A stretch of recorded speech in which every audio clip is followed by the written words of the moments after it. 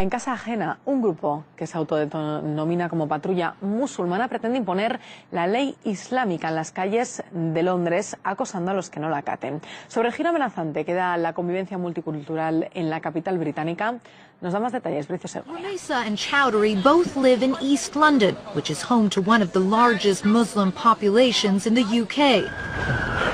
In one part of town, Rumeysa and his associates have set up so-called Sharia patrols to go out and discourage behavior that they deem un-Islamic. There's some guys there.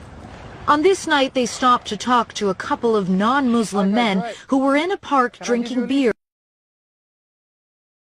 We're just reminding the community about staying safe. And in this area, there's a lot of gambling that goes on, a lot of alcohol drinking, and it leads to a lot of problems.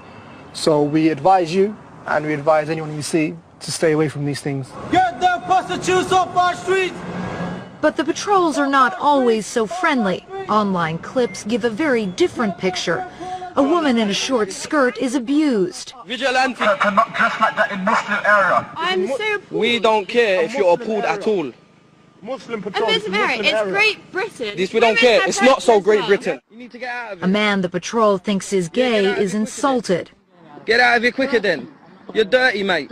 You're a gay, mate. Get out of here, mate. In the night time it turns into a very ugly place like many of the... Walking through London with Rumeysa, you experience an alternate reality where there is no compromise and all conversations are one-sided. Ultimately, I want to see every single woman in this country covered from head to toe. I want to see the hand of the thief cut. I want to see adulterers stoned to death. I want to see Sharia law in Europe, and I want to see it in America as well. I believe our patrols are a means to an end. The only thing I would say is that in America and in the United Kingdom, we have a system, democracy, A backwards one, but it's a a barbaric system one. that allows the people to choose what they want and allows people freedom. So why can't I choose Sharia?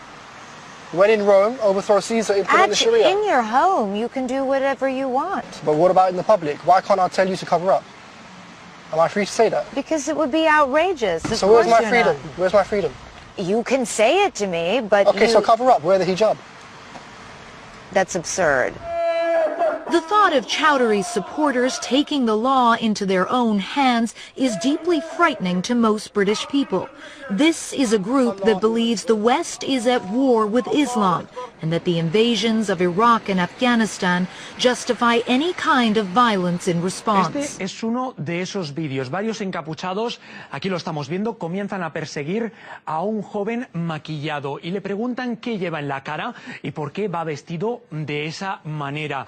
La víctima les responde que es homosexual y es entonces cuando rápidamente las preguntas pasan a insultos. Acto seguido le gritan que abandone esa zona porque se encuentra en territorio musulmán.